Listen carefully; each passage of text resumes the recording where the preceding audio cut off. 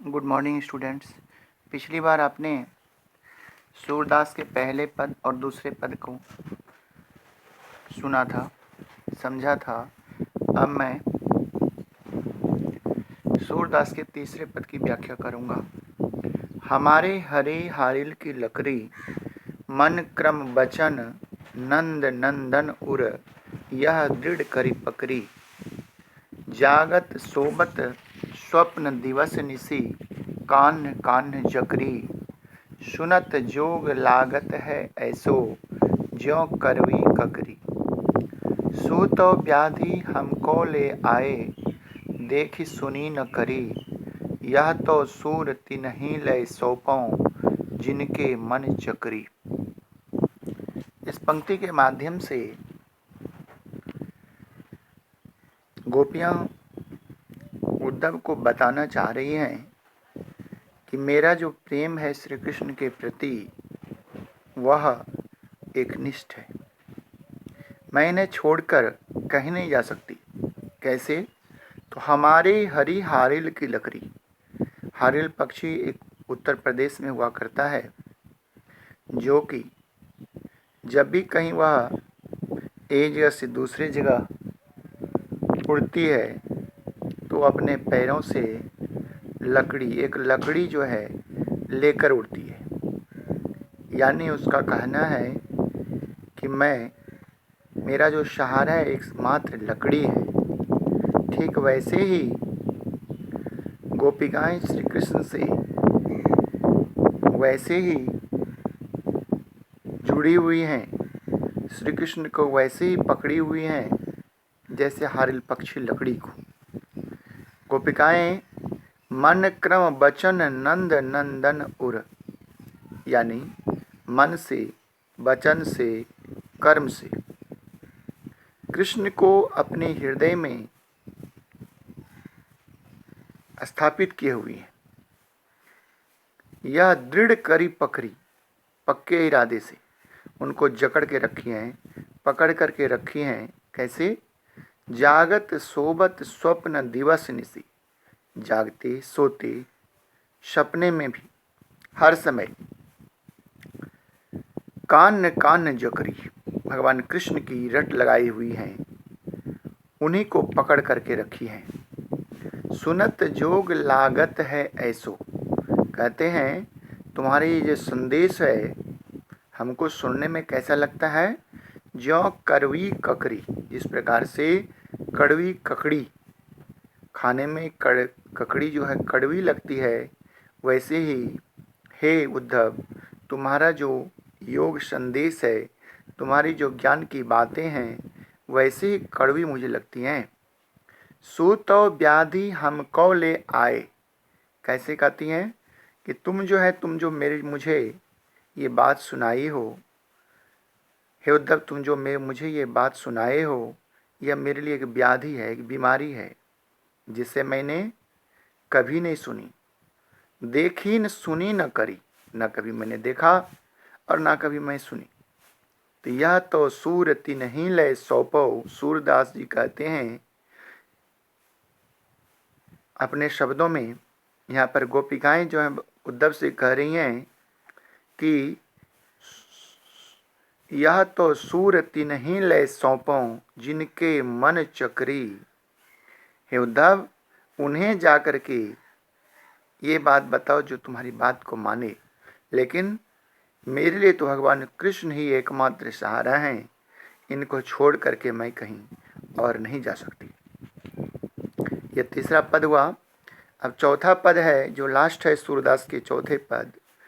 हरि हैं राजनीति पढ़ियाए, समुझी बात कहत मधुकर के, समाचार सब पाए।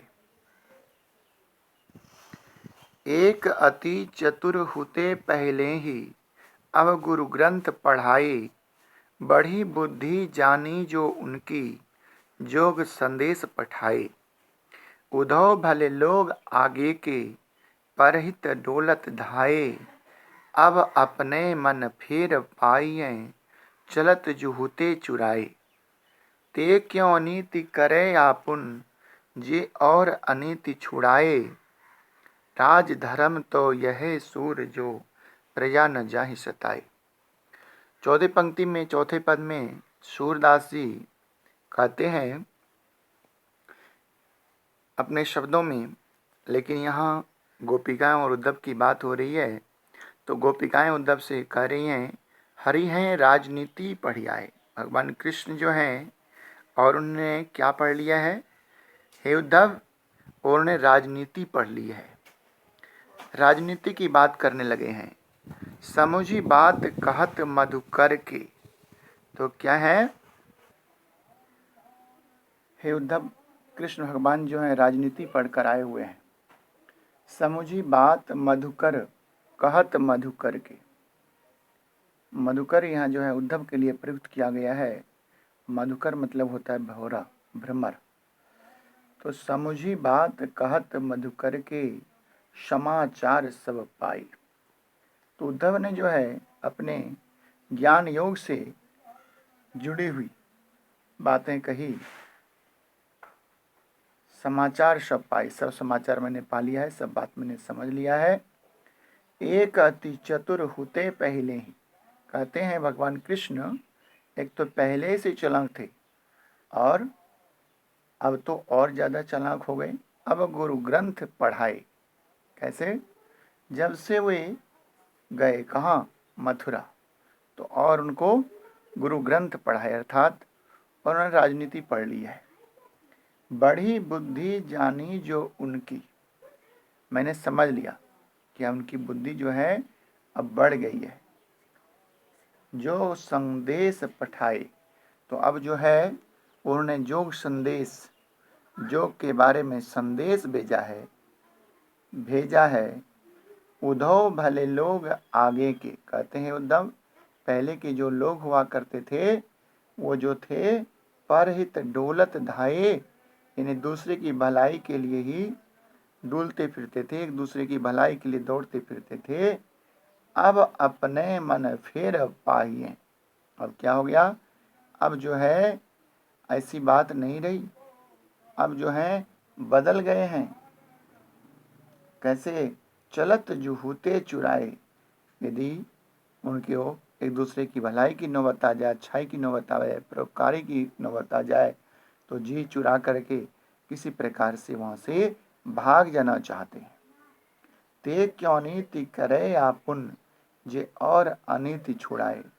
अरे जो भगवान कृष्ण जो हैं, भगवान दूसरे को अनीति से छुड़ाते हैं, अत्याचार से दूर भगाते हैं, लेकिन अब वही क्यों अनीति करने लगे जो लोगों को सही रास्ते पर लाते हैं।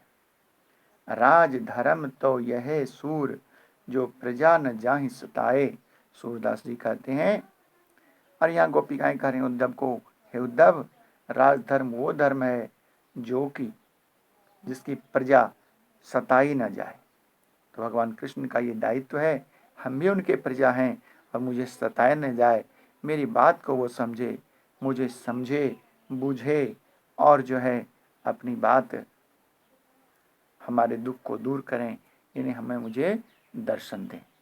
तो ये था उद्धव के द्वारा संदेश लाया गया था गोपिकाओं को, जो गोपिकाओं को रास नहीं आई, और जो उद्धव के मन में ये था कि ये गोपिकाएं मेरी बात मान लेंगी और भगवान कृष्ण की भक्ति को छोड़ करके, उनके प्रेम को छोड़ करके ज्ञान की नदी में तैरने लगेंगी, लेकिन ऐसा नहीं हुआ और उद्धव को निराश होकर के फिर वापस जाना पड़ा भगवान कृष्ण के पास। बहुत बहुत धन्यवाद।